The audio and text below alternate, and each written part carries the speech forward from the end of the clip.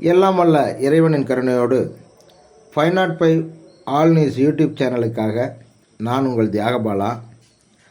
நம்ம இந்த பதிவில் என்ன பார்க்க போகிறோம் அப்படின்னு சொன்னால், தற்பொழுது இந்திய பாராளுமன்ற தேர்தல் நடைபெற்று கொண்டிருக்கிறது. பல கட்டங்களாக நடைபெற்று கொண்டிருக்கிறது. இதன் முடிவுகள் ஜூன் 4ஆம் தேதி வர உள்ளது. இந்த தேசத்தின் பிரதமர் யார் என்று தீர்மானிக்கக்கூடிய மிக பெரும் தேர்தல் திருவிழா, அதுவும் உலகத்திலேயே பெரிய ஜனநாயக நாட்டுடைய தேர்தல் திருவிழா. இதில் யார், எந்த கட்சி வெல்லும், எந்த கூட்டணி வெல்லும், எந்த கூட்டணி ஆட்சி அமைக்கும், யார் பிரதமர் ஆகக்கூடிய வாய்ப்பு இருக்குது அப்படிங்கிறத பல கோணங்களில் பல கருத்து கணிப்புகள்லாம் வந்துக்கிட்டு இருக்கு. அந்த அடிப்படையில் ஜோதிடத்துறையும் எதுலேயும் சளைச்சதில்லை அப்படின்னு சொல்லி ஜோதிட ரீதியாக நிறைய ஜோதிடர்கள் தங்களுடைய ஜோதிட கணிப்புகளை வெளியிட்டு வர்றாங்க. அந்த வகையில் நாமும் நம்முடைய ஜோதிட புலமையை பயன்படுத்தி எப்போதும் எல்லா தேர்தல்லையும் மற்றும் உலக விஷயங்கள்லையும் முண்டேன் அஸ்ட்ராலஜின்னு சொல்லக்கூடிய உலகியல் ஜோதிட ரீதியாக கணிப்புகளை நாம் வெளியிடுவது வழக்கம். அந்த வகையில் நம்ம இந்திய பாராளுமன்ற தேர்தலில் ஜூன் 4ஆம் தேதி வர இருக்கும் தேர்தல் முடிவுகளில்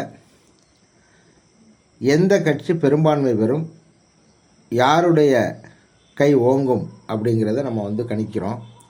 அதுக்கு நம்ம எப்படி என்னென்ன ஜாதகங்களை எடுத்துக்கிட்டோம்னா, அதாவது என்டிஏ கூட்டணியில் உள்ள பாரதிய ஜனதா கட்சியின் தலைமையில் உள்ள என்டிஏ கூட்டணியில் உள்ள கட்சிகளுடைய முக்கியமான நபர்களுடைய ஜாதகங்களை எடுத்துக்கிட்டோம்.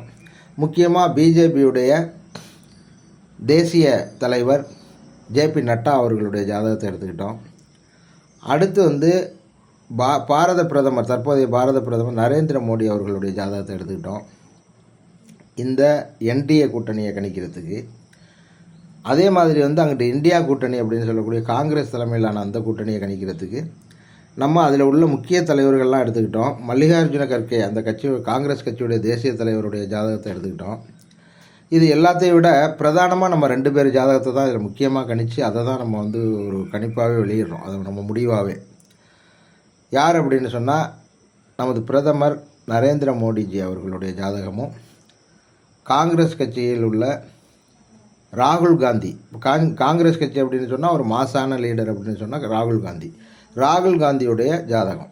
இந்த 2 பேரையும் தான் போட்டியாளர்களாக எடுத்து இந்த 2 பேருடைய ஜாதகத்தை தான் நம்ம கணிக்கிறோம். இதில் யாருடைய ஜாதகம் பிரகாசமாக இருக்கிறது அப்படிங்கிறத நம்ம கணிச்சிருக்கோம். அதில் முதலாவதாக நாம் எப்படி எடுத்துக்கிறோன்னா, ராகுல் காந்தி ஜாதகத்தை பார்க்குறோம். நீங்கள் இப்போ ஸ்க்ரீனில் பார்க்குற அந்த ஜாதகம் நரேந்திர மோடிஜி அவர்களுடைய ஜாதகமும் ராகுல் காந்திஜி அவர்களுடைய ஜாதகமும். இதில் ராகுல் காந்தி அவர்களுடைய ஜாதகம், அவர் 18/6/1970 நியூ டெல்லியில் பிறந்திருக்காரு. கேட்ட நட்சத்திரம் விருச்சக ராசி. இந்த அமைப்பு உள்ள ஜாதகம். இதில் நம்ம டீட்டெயிலாக விரிவாக சொல்கிறதுங்கிறது தனித்தனி பதிவுகளில் தான் சொல்லலாம். அது தனித்தனி பதிவுகள் நம்ம போட்டிருக்கோம், இன்னமும் போடுவோம், அவங்கவுங்க தனிப்பட்ட ஜாதகம். இதில் இப்பொழுது ராகுல் காந்தி அவர்களுக்கு செவ்வாய் திசை, அதாவது இவருக்கு லக்கணம் மகர லக்கணம். மகர லக்கணத்துக்கு செவ்வாய் திசை நடந்துக்கிட்டு இருக்கு. இப்போ செவ்வாய் திசையில் ராகு புத்தி நடக்குது. திசை செவ்வாய் திசை, ராகு புத்தி. இப்போ மகர லக்கணத்துக்கு செவ்வாய் எங்கே இருக்கார் அப்படின்னு சொன்னால் 6ஆம் இடத்துல இருக்கார். செவ்வாய் 6ஆம் இடத்தில் இருக்கிறார் மகர லக்கணத்துக்கு. 8ஆம் அதிபதி சூரியனோடு சேர்ந்து இருக்கிறார். அதாவது 6ஆம் இடத்துல செவ்வாய் இருக்கார், 8ஆம் அதிபதி சூரியனோடு சேர்ந்துருக்கார். இது நல்ல பலனை கொடுக்குமா அப்படின்னு சொன்னால், 8ஆம் இடம் அப்படிங்கிறது தோல்விகளை குறிக்கக்கூடியது, மிகப்பெரிய இடர்பாடுகளை குறிக்கக்கூடியது, தடைகளை குறிக்கக்கூடியது. இது மாதிரியான அம்சங்களில் இருக்கும்போது இப்போ இந்த நேரத்தில் பாக்கி கிரகங்கள்லாம் நம்ம கணிச்சிருக்கோம். அதாவது 2ல் ராகு, 4ல் சனி, 5ல் புதன் இருக்குது. 10ஆம் இடம் அப்படிங்கிறது 10ஆம் இடத்துல குரு பகவான் அமர்ந்திருக்கிறார். இது விசேஷம். அதாவது ராகுல் காந்தியோட ஜாதகத்துக்கு 10ஆம் இடத்துல குரு இருக்கார் அப்படிங்கிறது மிகப்பெரிய விசேஷம். குரு பார்வை இப்போ நடக்கிற செவ்வாய் திசைக்கு இருக்குங்கிறதும் ஒரு விசேஷம். ஆனால் இது குரு பார்வை இருந்தாலும் குரு 12/3 அந்த பார்வை அரசியலில் வெற்றி பெறத்துக்கு உதவி செய்யாது. 10ஆம் இடம், அதாவது 10ஆம் இடத்துல குரு இருக்கார், 8ஆம் இடத்துல கேது இருக்கார். இந்த அமைப்பு ஒரு வெறுப்புற்ற நிலையில் தன்னுடைய வாழ்க்கையின் மீது மிக வெறுப்புற்று அவர் எனக்கு எந்த விதமான உலகியல் செயலும் வேண்டாம் அப்படிங்கிற ஒரு நிலைமைக்கு வரக்கூடிய ஜாதகமாக இது கருதப்படுகிறது. தனிப்பட்ட முறையில் அந்த ஜாதகத்தை கணித்து நம்ம ஒரு பதிவாக வெளியிடுவோம். இதுதான் ராகுல் காந்தியுடைய ஜாதகம். இப்போ இந்த ராகுல் காந்தியுடைய ஜாதகத்தில் இப்போ நடந்துக்கிட்டு இருக்க அந்த செவ்வாய் தசையும் ராகு புத்தியும் கண்டிப்பாக பெரிய வெற்றிகளை கொடுக்கக்கூடியதாக இல்லை அப்படிங்கிறத நம்ம ஒரு முடிவுக்கு வர்றோம் அந்த ஜாதகத்தில். அதனால் ராகுல் காந்தி அவர்களுக்கு வெற்றி வாய்ப்பு இருக்கா, அவருடைய பார்ட்டி வெற்றி பெறுமா, அவரை முன்னிறுத்தி இந்த கட்சி பெரிய முன்னேற்றங்கள் அடையுமா அப்படின்னு சொன்னால் நடக்கிறதுக்கான வாய்ப்பு ரொம்ப குறைச்ச அப்படின்னு சொல்லணும். அடுத்து தற்போதைய பிரதமர் நரேந்திர மோடிஜி அவர்களுடைய ஜாதகத்தை எடுத்துக்கிறோம். இதில் 19/9/1950 அவர் பிறந்த டேட்டு. குஜராத்தில் வாட்நகரில் பிறந்திருக்காரு. அனுஷ நட்சத்திரம், விருச்சக ராசி. அதாவது ராகுல் காந்திக்கும் ஒரே ராசி தான், விருச்சக ராசி தான். இவருக்கு மோடிக்கும் விருச்சக ராசி தான். இப்போ இவங்களுக்கு நட்சத்திரம் தான் மாறும். மோடி அனுஷ நட்சத்திரம், ராகுல் காந்தி கேட்டை நட்சத்திரம். இவ்வளோதான், நட்சத்திரம் தான் மாறுது. ரெண்டு பேருக்கும் ஒரே ராசி. ஆனால் மோடி அவர்களுக்கு லக்னமும் விருச்சகம். லக்னத்திலேயே லக்னாதிபதி ஆட்சி. லக்னாதிபதி ஆட்சி அப்படிங்கிறது ஒரு பெரிய விசேஷம். செவ்வாய் அதிகாரக்காரகன் ஆட்சி பெறுகிறார். அடுத்து லக்னத்தில் சந்திரன் 9ஆம் அதிபதி. இந்த ஜாதகத்துக்கு பாக்கியாதிபதி லக்னத்தில் இருக்கார். இது பெரிய விசேஷம். பாக்கியாதிபதி லக்னத்தில் இருக்கார் அப்படிங்கிறது ஒரு பெரிய விசேஷம். இது ரெண்டும், அதாவது செவ்வாயும் சந்திரனும் சேர்ந்து லக்னத்தில் இருப்பது, ஆட்சி பெற்ற செவ்வாயோடு பாக்கியாதிபதி சேர்ந்து அதுவும் சந்திரனாக இருப்பது என்பது மிகப்பெரிய யோகத்தை செய்யக்கூடிய சந்திர மங்கள யோகம் அப்படிங்கிற ஒரு அற்புதமான யோகம் வேலை செய்யும் அவருக்கு. சந்திரமங்கல யோகம் அப்படிங்கிறது எல்லா ஜாதகங்களையும் வேலை செஞ்சுறது கிடையாது. இருக்கும் செவ்வாயும் சந்திரனும் ஒன்று சேர்ந்து. ஆனால் வேலை செய்யுமானா வேலை செய்கிறதுக்கு வாய்ப்பு ரொம்ப எல்லா ஜாதகங்கள்லையும் வேலை செஞ்சிடாது.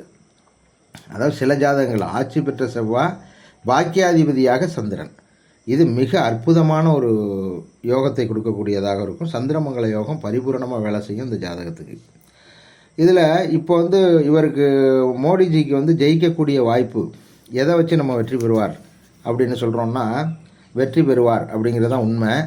எதை வச்சு நம்ம சொல்ல போகிறோம் அப்படின்னா, அதாவது அவருக்கு இப்போ நடந்து கொண்டு இருக்கிறது செவ்வாய் திசை. ராகுல் காந்திக்கு நடக்கிற மாதிரி அவருக்கும் செவ்வாய் திசை. ஆனால் இது வேறு மாதிரி செவ்வாய். ராகுல் காந்திக்கு 6ஆம் இடத்துலேருந்து நடக்குது. இவருக்கு லக்னத்தில் ஆட்சி பெற்ற செவ்வாய் நடக்குது. ரொம்ப பலமான செவ்வாய் திசை நடக்குது. இப்போ செவ்வாய் திசையில் சனி புத்தி நடக்குது அவருக்கு. சனி புத்தி எங்கே இருக்குது அப்படின்னு சொன்னால், சனி அதாவது செவ்வாய் திசை ஆட்சி பெற்று அதிகாரத்தை கொடுக்கக்கூடிய லக்னத்தில் தலைமை தாங்கக்கூடிய ஒரு இடத்துல தான் இருக்கார் செவ்வாய். அதோட சந்திரமங்கல யோகத்தோடு கூடிய செவ்வாய் திசை நடக்குது. இதில் சனி புத்தி 10ஆம் இடத்திலிருந்து சனி புத்தி நடக்கிறது. இந்த சனி புத்திங்கிறது 10ஆம் இடம் அப்படிங்கிறது அதிகாரத்தை குறிக்கக்கூடியது, அரசியலை குறிக்கக்கூடியது. அரசியலில் வெற்றி வாய்ப்புகளை பிரகாசமாக, அதாவது வெற்றி வாய்ப்பு அப்படிங்கிறது ரொம்ப பிரகாசமாக்கி கொடுக்கக்கூடியது சனி இவருடைய ஜாதகத்துக்கு. ஏன்னா 10ஆம் இடத்துல இருக்கார் சனி.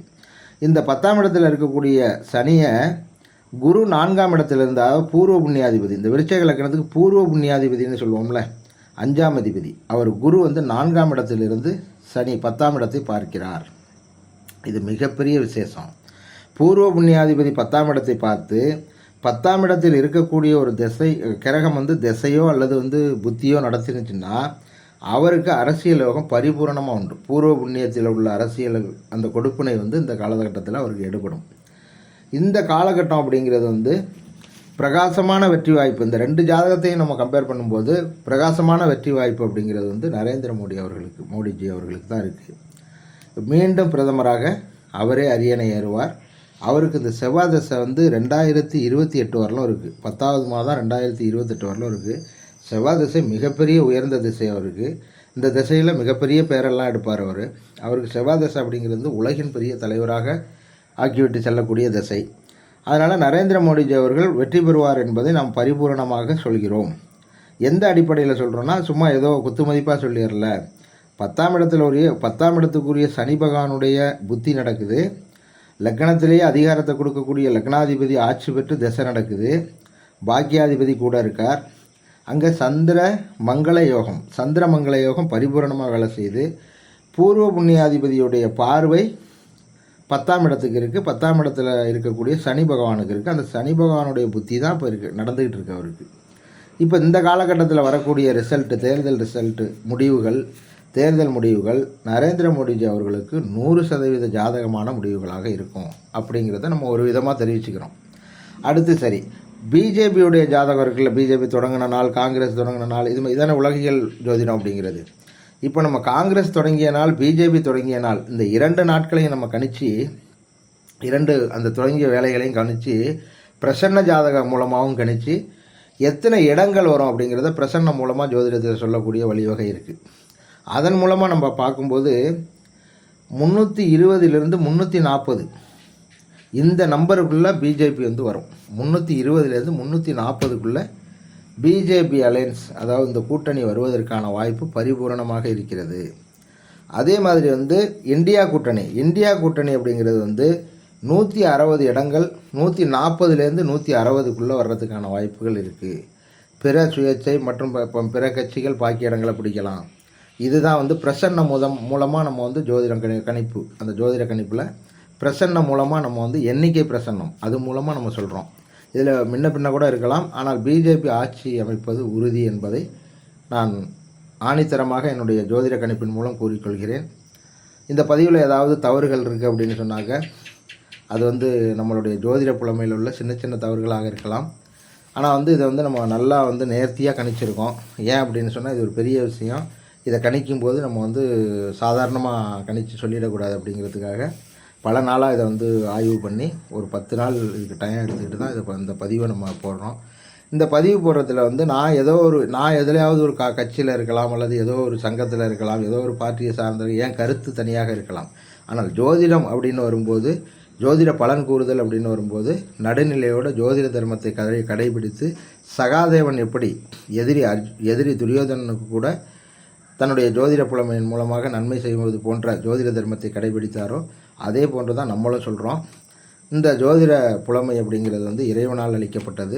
அதனால் நாம் அதை தவறாக பயன்படுத்துவதில்லை என்பதையும் கூறிக்கொள்கிறோம். மீண்டும் அடுத்த பதிவில் பார்ப்போம். நன்றி, வணக்கம்.